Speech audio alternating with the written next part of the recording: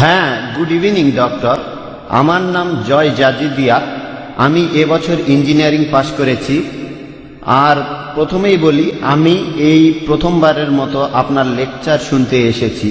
আর বিভিন্ন ধর্মগ্রন্থের উপর আপনার দখল সত্যিই প্রশংসনীয়। আপনি যথেষ্ট আত্মবিশ্বাসী, আর অনেক মুসলিম আছেন তারা আপনার কথা মানে। এখন আপনার কাছে আমার প্রশ্নটা কিছুটা রাজনৈতিক। আপনার কাছে আমার প্রশ্নটা হলো, আপনি কি মুসলিম ভাই বোনদের এই উপদেশ দেবেন যে তারা মহাত্মা গান্ধীর নীতিগুলো অনুসরণ করবে? যেমন ধরেন অহিংস আন্দোলন আর সত্যাগ্রহ। এইসব আন্দোলনের মাধ্যমেই আমরা ব্রিটিশদের কাছ থেকে স্বাধীনতা পেয়েছি।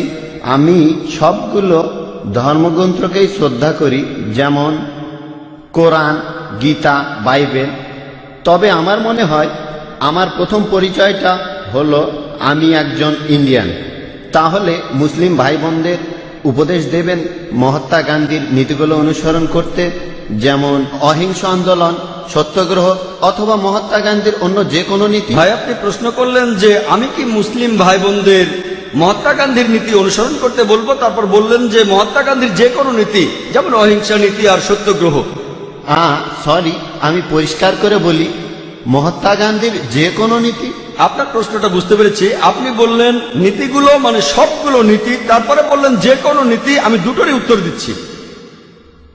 মহাত্মা গান্ধীর যে নীতিগুলো আছে, যেগুলো কোরআনের সাথে মিলে যায়, আল্লাহর কথার সাথে মেলে, আমাদের নবীজির কথার সাথে মিলে যায়, আমার কোনো আপত্তি নেই। মুসলিমদের বলবো সেই নীতিগুলো পুরোপুরি মেনে চলেন।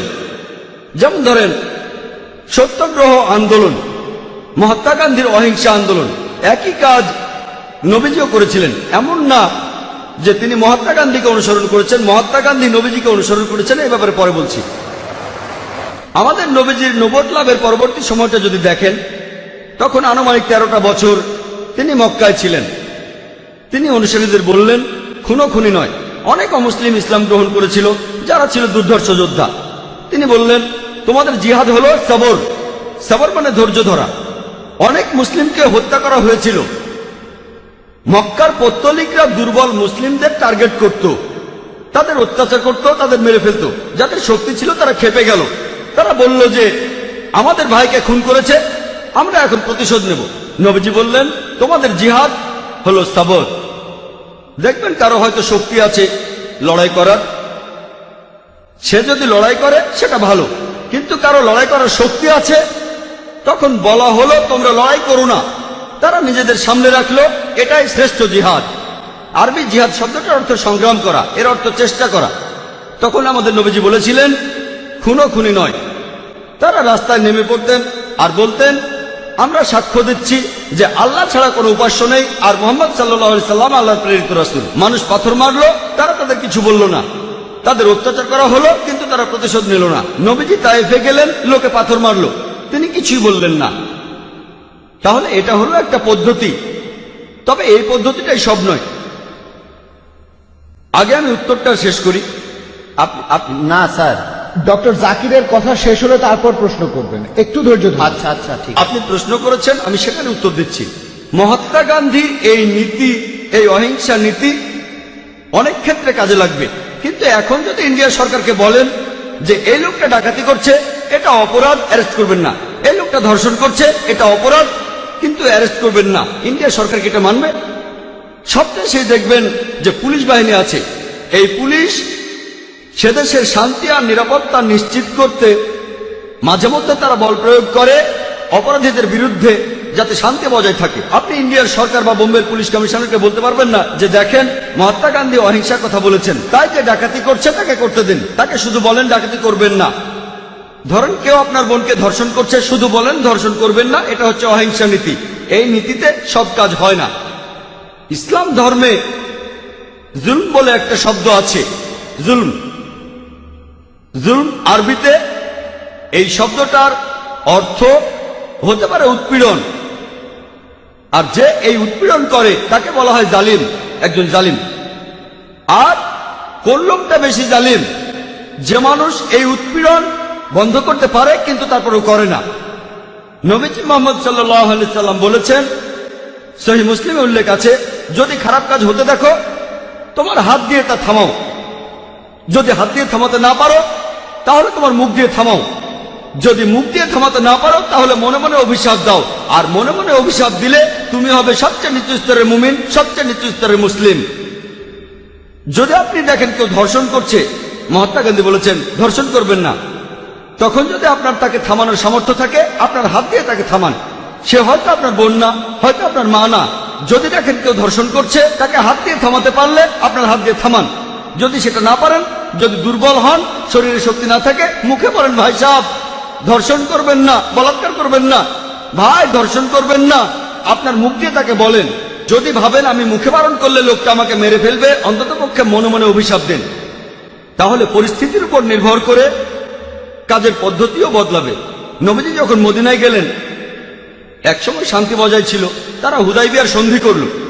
মক্কার মুশরিকরা মুসলিমদের সাথে তখন একটা চুক্তি করলো, মুশরিকরা চুক্তি ভঙ্গ করল, তারপর যুদ্ধ বেঁধে গেল।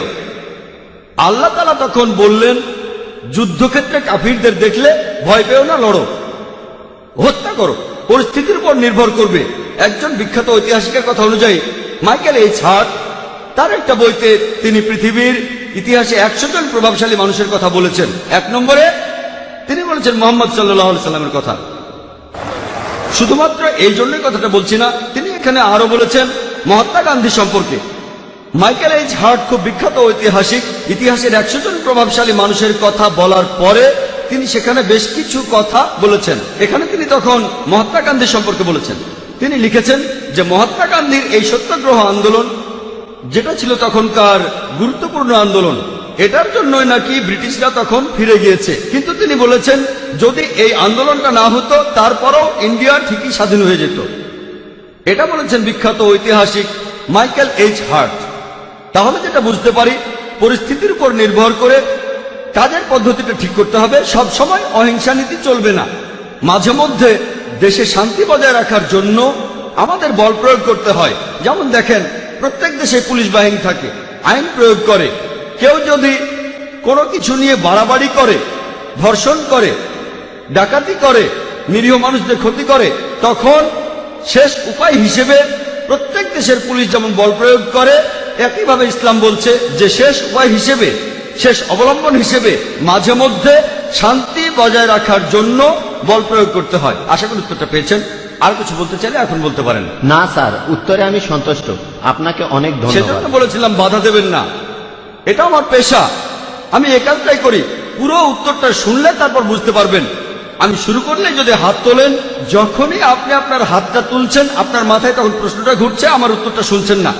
যখন আপনি শুনেছেন মনোযোগ দিয়ে ইনশাল্লাহ, তাহলে বুঝতে পারবেন। না পারলে ইনশাল্লাহ আপনি আরো সুযোগ পাবেন। এছাড়া আমি এখানে উপস্থিত সব মুসলিম ভাই বোনদের অনুরোধ করব, আপনারা ডক্টর জাকির নায়কের মতো একজন অসাধারণ মানুষকে পেয়েছেন, দয়া করে আপনারা সবাই উনাকে অনুসরণ করবেন। অবশ্য এমন অনেক মানুষই আছে যারা ঠিক পুরোপুরি মেনে চলে না। আশা করি যে মুসলিম ভাই বোনেরা ইসলাম ধর্ম পালন করবে পুরোপুরি, আর ইন্ডিয়াকে গর্বিত করবে। ধন্যবাদ। আপনাকে ধন্যবাদ। আমি অনুরোধ করব মুসলিমদের সবাইকে অনুসরণ করবেন নবীজি মুহাম্মদ সাল্লাল্লাহু আলাইহি সাল্লামকে, আর সর্বশেষ আসমানি কিতাব এই পবিত্র কোরআনকে। এখানে ভাই আপনি বললেন যে মুসলিমদের উচিত আমাকে অনুসরণ করা। আমি অনুরোধ করব তখনই আমাকে অনুসরণ করবেন যখন আমি কোরআন আর সহিহ হাদিস অনুসরণ করব।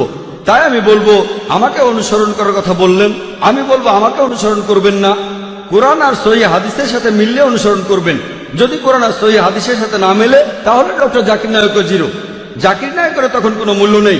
আমি যা বলছি সেটা যদি চূড়ান্ত আসমানি কিতাব পবিত্র কোরআনের সাথে মেলে আর শেষ নবী মুহাম্মদ সাল্লাল্লাহু আলাইহি সাল্লামের কথার সাথে মেলে তাহলে অনুসরণ করবেন। আমি অনুরোধ করব আমার কথার সাথে কোরআন আর হাদিসের মিল থাকলে তবে অনুসরণ করবেন।